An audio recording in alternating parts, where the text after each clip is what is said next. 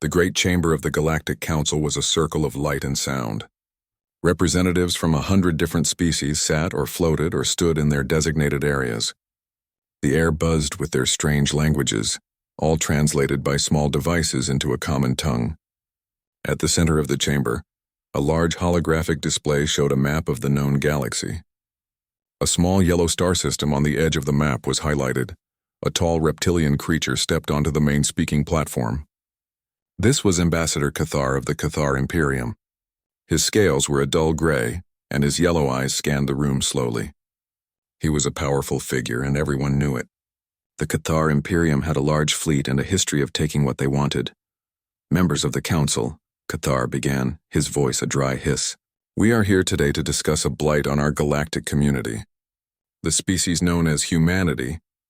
The image on the hologram zoomed in on the yellow star, Sol. It showed a few planets and a tiny number of slow-looking ships. For generations, they have huddled in their single system, Cathar continued, his tone full of disdain. They have no major fleet. Their technology is simple. They have not expanded. They are stagnant, yet they claim this entire region of space as their own. They call it human space and forbid any from entering. A few murmurs went through the crowd. Many species saw the humans as odd and reclusive. They kept to themselves and offered little in trade or conversation. The Cathar Imperium requires new resources for our growing population, Cathar declared. The worlds on the border of human space are suitable. The humans do not use them. They simply say no. This cannot be allowed. Their arrogance must be corrected. He lifted a clawed hand. Therefore, I formally declare a police action against the Human Confederacy. We will enter their space, secure the disputed worlds, and show them that the laws of the galaxy apply to them as well. The chamber erupted into noise. Some species cheered. Others looked worried but said nothing. No one was willing to stand against the Cathar. Just as the vote was about to be called, a final message played. It was a recording from the human ambassador, sent before he had left the council in protest. A man with a calm, serious face appeared on the screen. I am the representative of the Human Confederacy. We have heard the arguments of the Cathar Imperium. Our answer remains no. We wish only for peace. But know this clearly so there is no mistake. He paused, and his eyes seemed to look directly at every being in the room. For 300 years, our most important law, our prime doctrine, has been this. No Sol system ship shall ever fire the first shot. He let the words hang in the air. Do not, he said slowly, mistake our pacifism for weakness. Do not cross our border. Invade our space and you will learn why this law exists. The cost of your arrogance will be more than you can imagine. The message ended. The room was silent for a moment, and then Cathar let out a sharp, mocking laugh. Empty words, he hissed. A pathetic bluff from a weak species trying to sound strong. They have no weapons. They have no power. They have only a silly rule and a hope that we will believe their lie. He turned to the council. I call the vote. The vote passed. The Cathar invasion was approved. As the council members began to leave, they talked excitedly.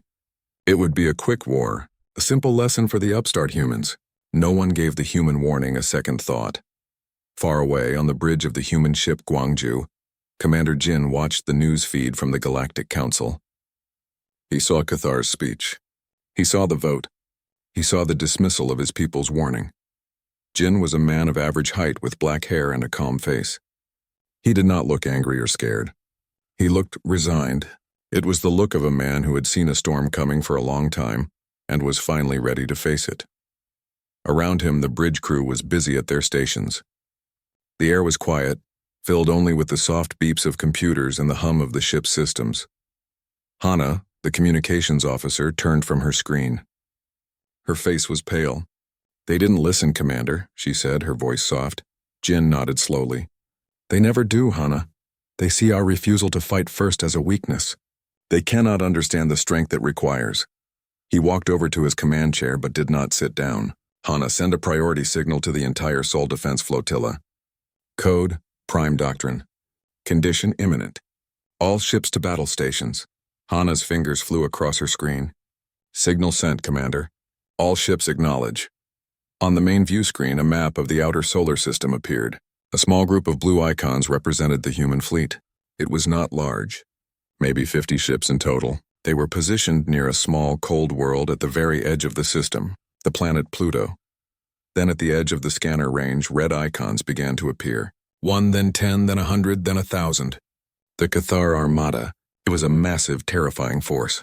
Their ships were sleek and sharp, built for war. They moved quickly, heading straight for the human line.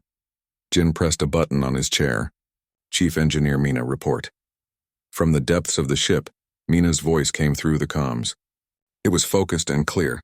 The Guangzhou's engines are at full power, Commander. All defensive systems are online. The silent wall is primed and ready. The silent wall was not a normal weapon. It was a secret project, one that humanity had been building for centuries.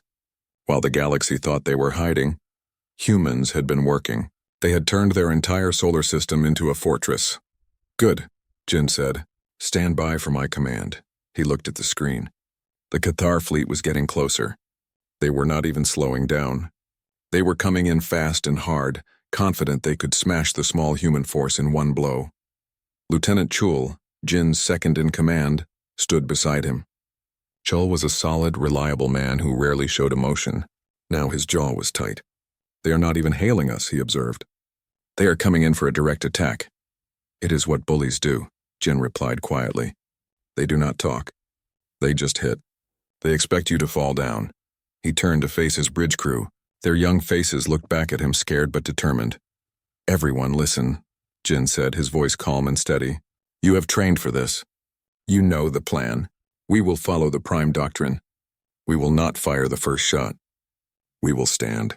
We will absorb their attack. And then we will show them the cost of their arrogance. For our homes. For our families. For Earth. A determined silence fell over the bridge. They were ready. The Cathar fleet entered weapons range. There was no demand for surrender. No warning. The lead Cathar ships glowed brightly as their powerful energy weapons charged up. Then they fired. Thick green bolts of plasma shot across the void of space. They slammed into the human ship's shields. The Guangzhou shook violently. Alarms blared. Lights flickered. Direct hit on our forward shields. An officer yelled over the noise. Shields down to 40%. Hold position, Jin ordered, his grip tight on the back of his chair. All ships hold the line. Another volley of plasma fire struck the human fleet. The shields of a smaller ship, the Busan, failed. The plasma tore into its hull and it exploded in a silent flash of light and metal. Jin closed his eyes for a second. Each ship lost was 100 lives, friends, colleagues, but the plan required it. They had to take the hit. On the Cathar flagship, Ambassador Cathar watched the display with satisfaction. You see, he said to his own crew, they cannot fight back. They hide behind their shields and die. Their prime doctrine is a joke. They are weak. He pointed a claw at the screen. All ships focus fire on their lead vessel. Destroy the Guangzhou. Break their spirit. More and more Cathar ships poured their fire into Jin's ship. The Guangzhou's shields glowed a brilliant, painful white, then failed completely. Plasma bolts scorched the outer hull. The ship trembled like a leaf in a storm. Inside the ship, the crew held on. Jin's face was a mask of concentration. He knew they could not take much more. Chief Mina, he said into the comm, the anvil is being struck. Are we ready? Down in engineering, Mina was surrounded by screens showing complex gravitational readings. The Cathar were not just firing at the ships. They were firing near Pluto. Their massive energy weapons were hitting the space around the small planet. Mina watched the numbers climb. The anvil is resonating, Commander. Pluto's core is absorbing the energy, just as we predicted. They are hammering us right on top of it. The silent wall is almost at full capacity. The silent wall was a network of hidden devices buried deep inside Pluto and other objects in the outer solar system. It did not create energy. It collected it. It took the immense power of an enemy's attack and stored it. It used the enemy's own strength against them. Commander, Hana called out, her voice strained. The Guangzhou's hull is breaching on decks 7 and 8. We are losing atmosphere. Jin looked at the main screen. The Cathar fleet was moving in closer, believing the humans were finished. They were like wolves moving in for the kill. It was time. Chief Mina, Jin said, his voice firm and clear. Activate the hammer. On the Guangzhou, Mina pressed a sequence of buttons. A final authorization code flashed on her screen. She took a deep breath and pressed the last key. For a moment, nothing happened. Then space itself seemed to twist around the planet Pluto. The silent, cold world began to glow with a strange, dark light. The massive amount of energy the Cathar had fired, the energy that had battered the human ships and been absorbed by Pluto's, course, was now being released. A wave of invisible force erupted from Pluto. It was not an explosion of light and fire. It was something else. A distortion in reality. A tidal wave of gravitational power. It moved at the speed of light and it hit the Cathar fleet head-on. The result was instant and terrifying. The Cathar ships did not explode. They came apart. Their hulls were twisted into impossible shapes. Their engines were crushed. Metal and machinery were shredded into tiny pieces as if passed through a cosmic grinder. 100 Cathar ships were destroyed in the blink of an eye, turned into a cloud of glittering dust. On the bridge of the Gwangju, the crew watched in stunned silence.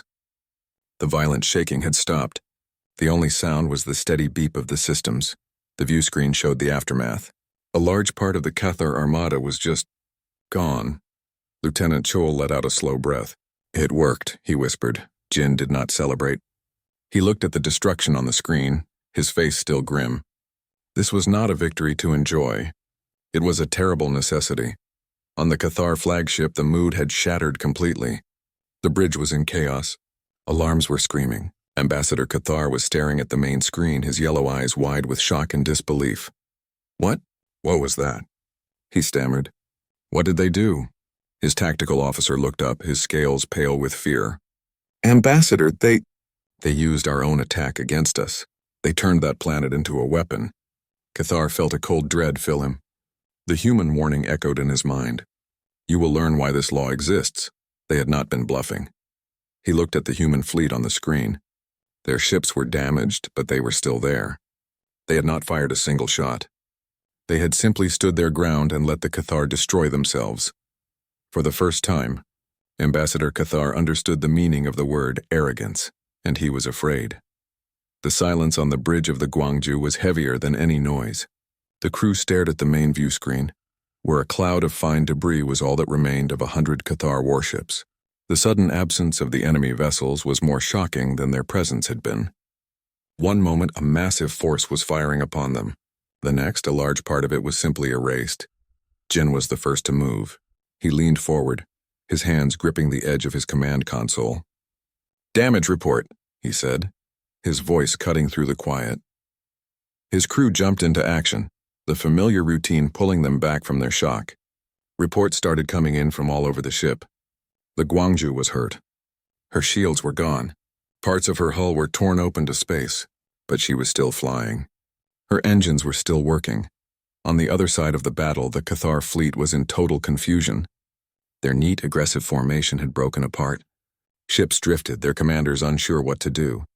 The sight of so many of their own ships vanishing without a single human laser firing had shattered their confidence. Inside his flagship, Ambassador Cathar felt a cold fear he had never known. His plan for a quick, glorious victory was gone. He had lost a tenth of his fleet in a single, incomprehensible moment. He watched the human ships on his screen. They were damaged, but they held their position near the small, cold planet.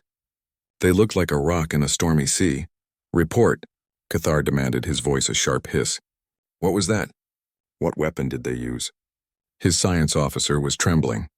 "It was not a laser or a missile, Ambassador. Our sensors detected a massive gravitational wave. It originated from the planetoid. It used the energy from our own attacks. They amplified our fire and sent it back at us." Cathar's mind raced. The human warning. Their prime doctrine. It was not a bluff. It was a trap. They had lured his fleet to this specific place and let them provide the power for their own destruction. The arrogance he felt now tasted like ash in his mouth, but his fear quickly turned to a hot, burning rage. He could not return to the Imperium in defeat. He had to destroy these humans, all ships. He screamed into the fleet-wide comm, "Do not use energy weapons near the planet. They have some trick with gravity. Move in close. Board their ships. Tear them apart with your claws. Their technology cannot help them in a fight hand-to-hand." The order went out. The remaining Cathar ships, now wary of the silent planet, began to move forward again. This time they did not fire their main guns. They moved like predators stalking their prey, heading straight for the human vessels to latch on and board them. On the bridge of the Gwangju, Hana saw the new movement on her scanner. "Commander, the Cathar fleet is changing tactics. They are moving to boarding range. They are launching assault pods." Jin nodded. He had expected this. When a bully's first punch fails, he tries to grab you. Signal the fleet. Prepare for close quarters combat. All Marine units to their defensive positions. He turned to Lieutenant Chul. "Chul, you have the bridge. I am going to the hangar bay." Chul looked surprised. "Commander, you should stay here." "It is too dangerous." Jin's face was set. "The most dangerous place right now is where our Marines are making their stand. They need to see us there with them." He looked at Hana. "Hana, you know what to do. Record everything. Show the galaxy what happens here." Then Jin left the bridge, heading towards the sound of the coming fight. Deep in the ship, in the main hangar bay, Sergeant Day checked the power cell on his rifle for the third time. The large open space was usually busy with small shuttlecraft. Now it was a killing zone. His Marines had set up barricades made of metal crates and welded plates. They crouched behind them, their faces hard under their helmet visors. The air was cold. The main hangar doors were sealed shut, but everyone knew they would not hold for long. The only light came from red emergency lamps painting everything in a bloody glow. Day looked at his squad. They were young, most of them. They had trained for this, but training was not the same as the real thing. He spoke into his squad comm, his voice calm and steady. "Remember your training," he said. "They are bigger and stronger. You are faster and smarter. Aim for the joints in their armor. Watch each other's backs. We do not take a single step back. This is our home." A loud grinding noise echoed through the bay. The massive outer doors groaned. Then, with a terrible shriek of tearing metal, a Cathar breaching claw smashed through the hull. It was a huge mechanical device that latched onto the ship from the outside and cut its way in. The claw peeled back a large section of the door like it was opening a can. Through the jagged hole, the blackness of space was visible, held back by the ship's internal force field, and through that field Cathar warriors began to pour in. They were tall, reptilian creatures covered in natural scales that acted as armor. They carried energy rifles and long, sharp blades. They moved with a hissing, confident aggression, believing the humans would break at the first sight of them. Day did not give the order to fire immediately. He waited. He let the first group of Cathar get fully inside the hangar bay. Then he said one word: "Now." The air filled with the sharp crack of human projectile rifles. The Marines fired in controlled bursts. Bright red laser fire from the Cathar weapons answered back, scorching the metal barricades. The fight was chaotic and loud. A Cathar warrior, hit multiple times, kept coming, its claws slashing. A Marine was too slow to duck, and a laser bolt caught him in the shoulder. He fell behind the barricade, and another Marine immediately pulled him to safety. Day moved from position to position, directing fire, shouting encouragement. He saw a group of Cathar trying to flank them on the left. "Choi, on your left!" "Grenade!" he yelled. A Marine named Choi pulled a small grenade from her belt, armed it, and tossed it over the barricade. There was a loud bang, and the Cathar advance on that side stopped, but there were too many of them. More and more Cathar warriors streamed through the breach. The human Marines were being pushed back step by step. They were fighting. The hangar bay of the Gwangju was a scene from a nightmare. The air was thick with smoke and the sharp smell of ozone from the Cathar energy weapons. The red emergency lights made the blood on the floor look black. The noise was a constant storm of weapon fire, metal crashing, and the angry hisses of the reptilian warriors. Sergeant Day and his Marines were being pushed back. They fought with everything they had, but the enemy kept coming. For every Cathar that fell, 2 more seemed to take its place. They were strong, and their scales turned away glancing shots. A young Marine named Park screamed as a Cathar claw ripped through his armor. He fell, and his squad mate Lee fired his entire rifle magazine into the creature in a furious rage, stopping it just before it reached him. Dai saw a gap opening in their line. If the Cathar broke through, they could spread into the ship's corridors and take the whole vessel. He fired his rifle until it was empty, then drew his combat knife. The blade was heavy and sharp. "Close the line!" Day roared over the noise. "No retreat!" "Hold them here!" But the Marines were tired. Their ammunition was running low. The Cathar sensed their weakness and pressed forward with renewed fury. Just as it seemed the line would break, a new voice cut through the chaos. It was calm and firm. "Marines, on your feet." Commander Jin stood at the entrance to the hangar bay. He was not in full combat armor, only a helmet and a padded suit. He held a rifle and his face was smudged with smoke, but his eyes were clear and steady. He did not look like a commander hidden on the bridge. He looked like a soldier. Seeing him there, standing with them in the worst of the fight, sent a jolt of energy through the tired Marines. They straightened up. Their firing became focused again. Jin did not stay back. He moved forward into the fight, firing his rifle with precise shots. He was not as fast as the Marines, but his aim was good. He positioned himself next to Day. "Sergeant," Jin said, his voice calm even as a laser bolt sizzled past his head. "Report." Day, surprised to see his commander, quickly said, "They are trying to flank us on the right, sir. We are low on ammo. They are very strong in close combat." Jin nodded. He looked at the Cathar warriors. They fought with wild, angry swings. They relied on their strength and their fear factor. The humans were fighting in a tight, disciplined group. "Their strength is their weakness," Jin said today. "They fight as individuals. We fight as a team." "Use that," he keyed his comm. "Chul on the bridge." "Can you hear me?" "Loud and clear, Commander." Chul's voice came back. "Initiate internal defense protocol Gamma in the hangar bay." "On my mark." "Understood." Standing by, Jin looked at Day. "Get your people to cover. The heavy crates now." Day didn't question the order. "Fall back." "To the heavy cover." Now." "Now." The Marines disengaged smoothly, pulling their wounded with them and diving behind the largest, most solid metal crates in the bay. The Cathar, thinking the humans were finally breaking, let out a triumphant roar and surged forward. "Now, Chul," Jin yelled. On the bridge, Chul pressed a button. From the ceiling of the hangar bay, several panels slid open. What came down were not weapons, but large industrial-grade magnetic clamps. They were normally used to secure heavy cargo. Now they activated in the middle of the Cathar charge. The powerful magnets latched onto the metal armor and weapons of the Cathar warriors. It did not crush them, but it stopped them completely. Warriors were pinned to the floor, stuck to the walls, or dragged down as their own heavy gear became a trap. Their charge turned into a confused, struggling mess. "Now!" Day shouted. The Marines rose from behind their cover. They did not waste ammunition. They aimed carefully at the trapped Cathar. The fight became methodical and grim. The Cathar's arrogance had turned into desperation. Their strength meant nothing when they could not move. The tide of the battle in the hangar bay turned. The breach was contained. The last of the Cathar warriors were eliminated. The sudden quiet was strange. The only sounds were the moans of the wounded and the hiss of damaged systems. Day leaned against a crate, catching his breath. He looked at Jin. "That was good timing, Commander." Jin looked around at the bay, at the bodies of both humans and Cathar.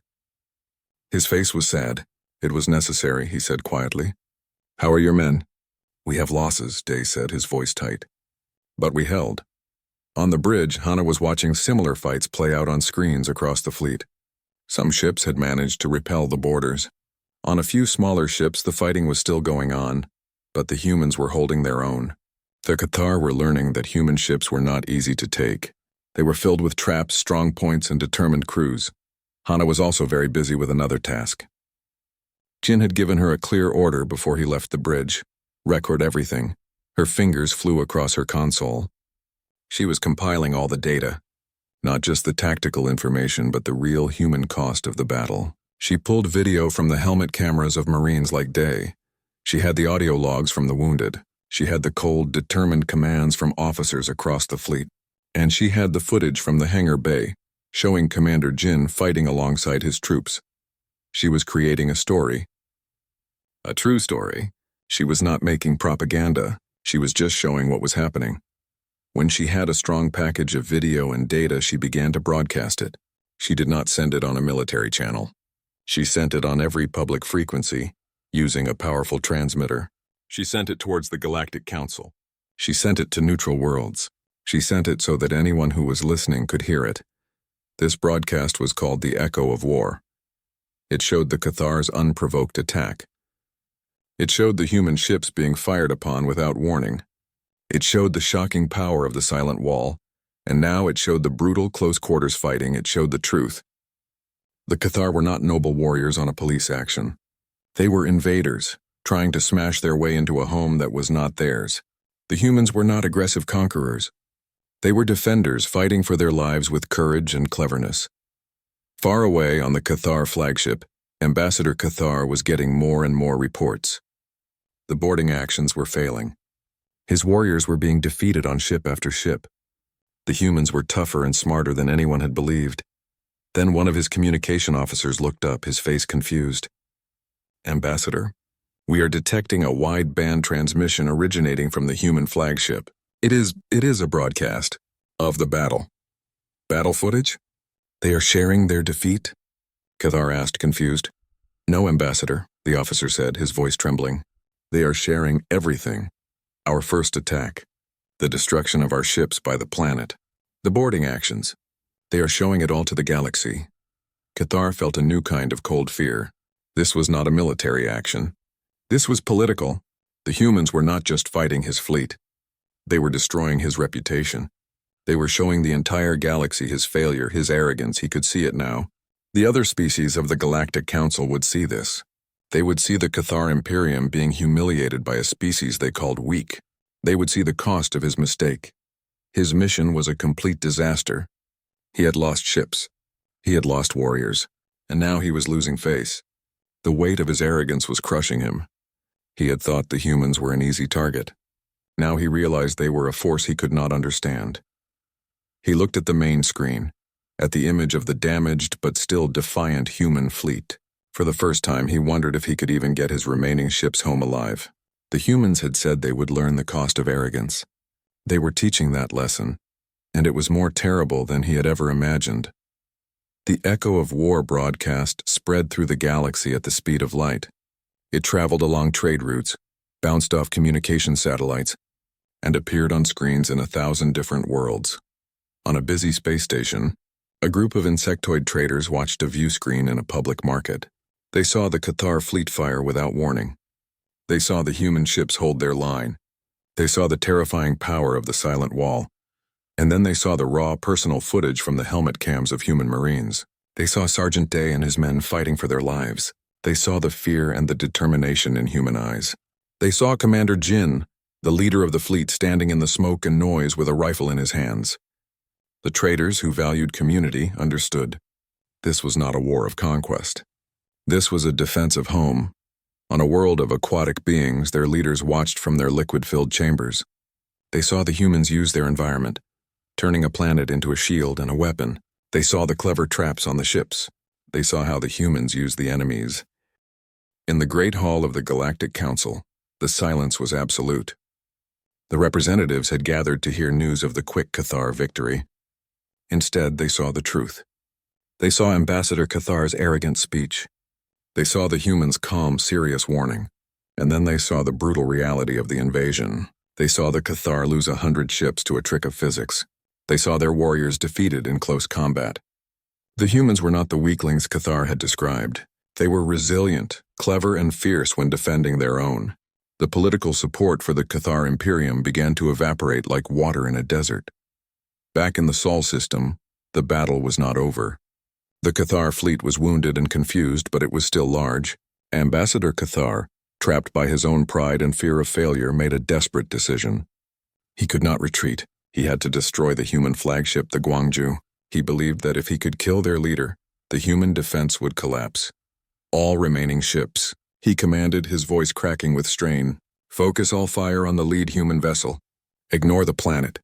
Ignore the others. Destroy the Guangzhou. It is the key to their resistance. The Cathar ships, still disorganized, turned their attention to Jin's ship. They began to fire again, this time from a safer distance, aiming every weapon they had at the wounded flagship. On the bridge of the Guangzhou, the ship shook violently under the new assault. Incoming fire. Multiple impacts, an officer yelled. Shields are still offline. Hull breaches on decks 5 and 9, another shouted. Lieutenant Chul, commanding the bridge in Jin's absence, held onto his chair. Evasive maneuvers.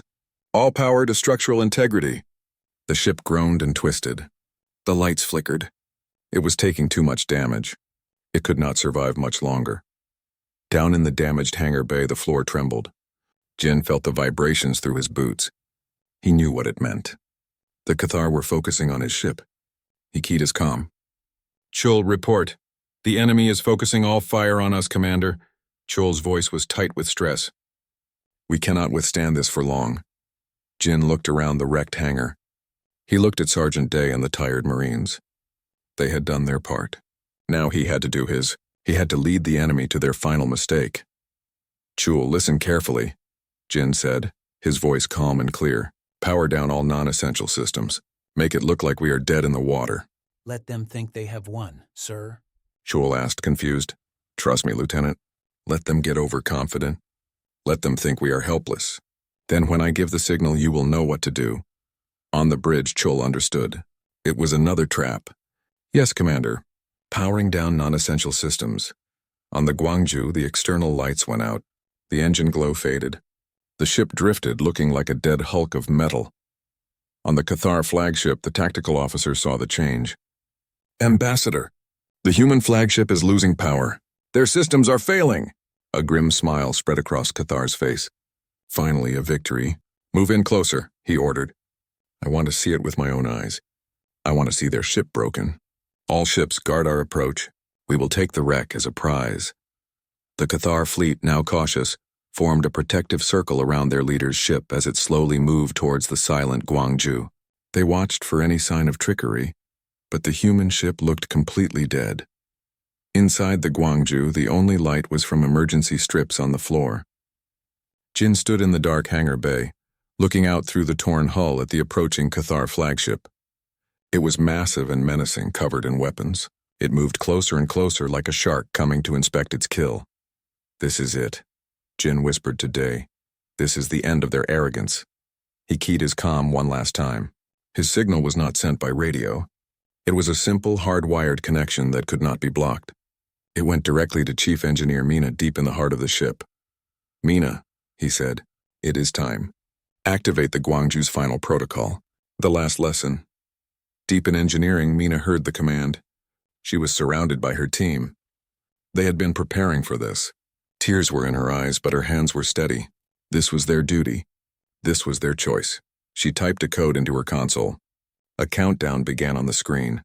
It was for 60 seconds. She spoke over the ship's intercom. Her voice echoed through the dark, silent corridors of the Gwangju. To all crew, this is Chief Engineer Mina. The final protocol has been initiated. Abandon ship. I repeat, all crew, abandon ship. Get to the escape pods. You have 1 minute. Thank you for your service. It has been an honor. All through the ship, in the darkness, the crew moved. They were well drilled. They did not panic. They helped the wounded.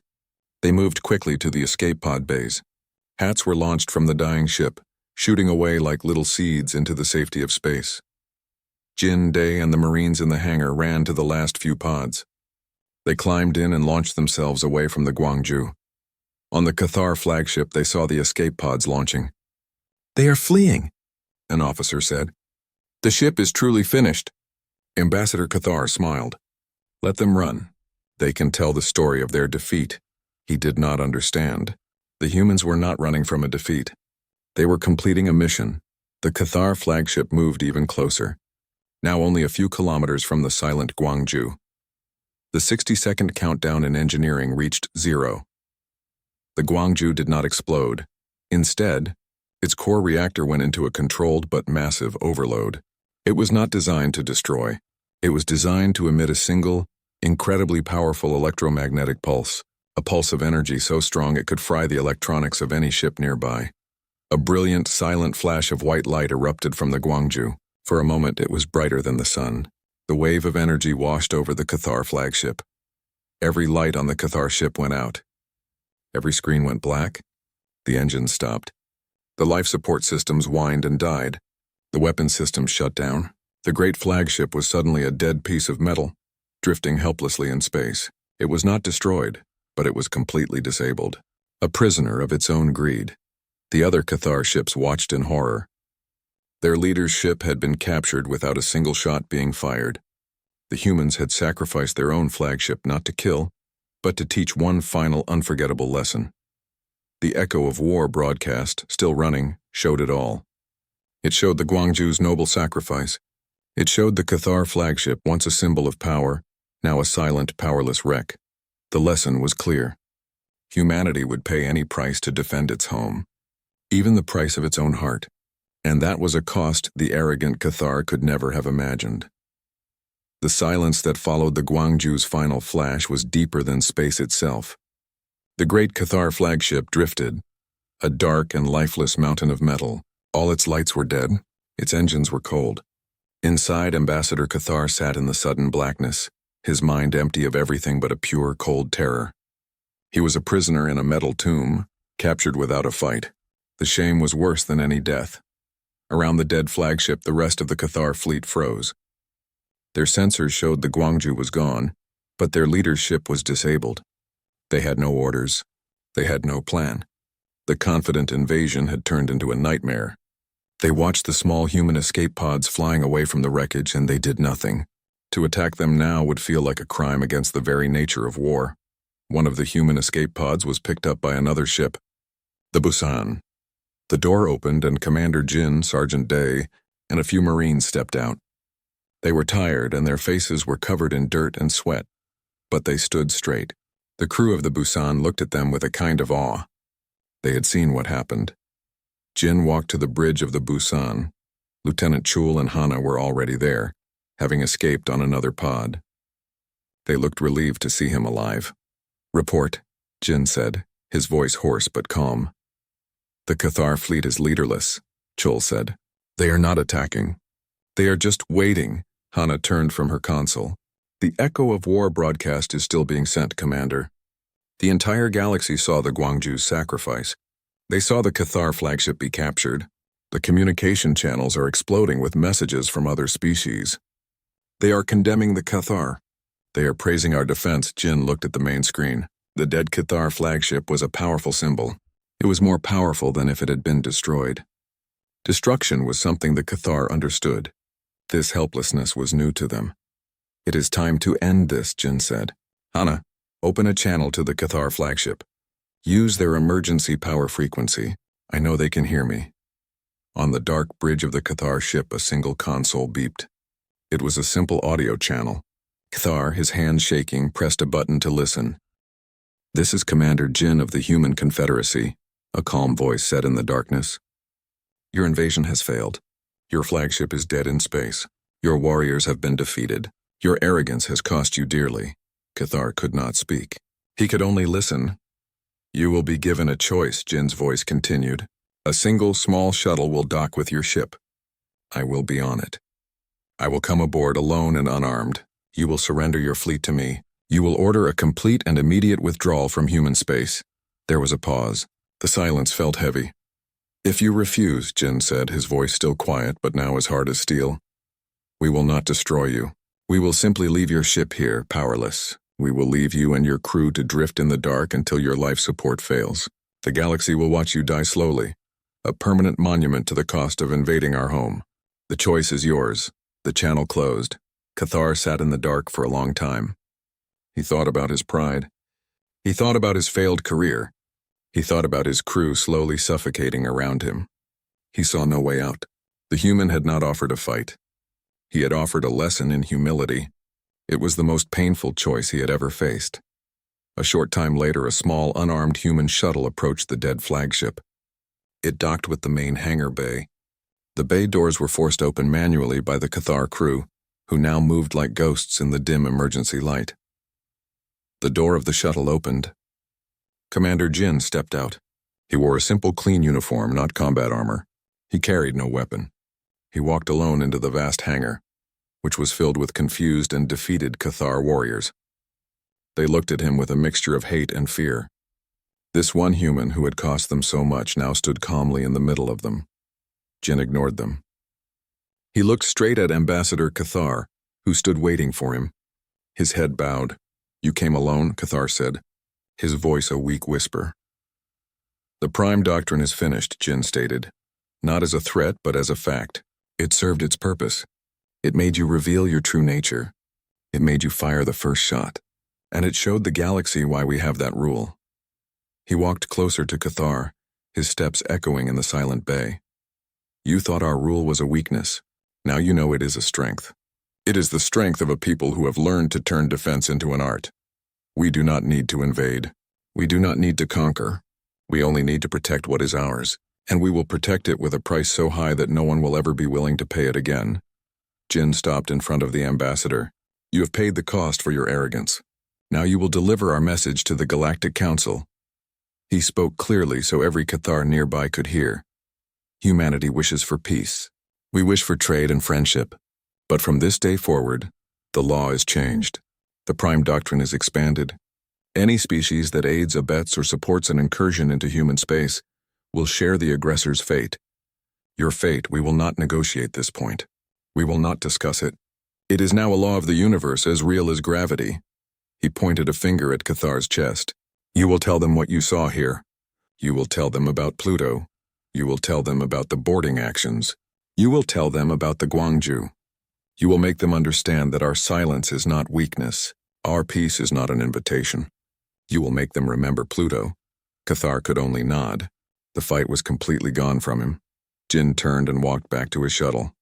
The Cathar warriors parted to let him pass. They did not try to stop him.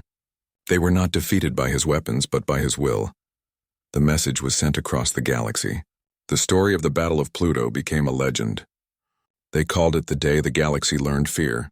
Not a fear of human aggression, but a fear of human resolve. The Cathar fleet, under the orders of their shamed ambassador, turned and left human space. They limped home, their power broken, their pride shattered. On Earth, and on Mars, and on the colonies, people celebrated. But Commander Jin did not celebrate. He stood on the bridge of a new ship looking out at the stars. Sergeant Day and Hana stood with him. It is over, Hana said softly.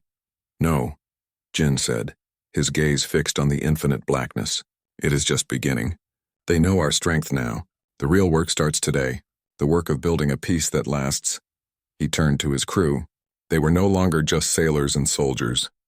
They were the guardians of a new era, an era where no species would be arrogant enough to invade human space. The cost was now known to all, and it was a price that no one in the galaxy would ever be willing to pay again. The lesson had been learned.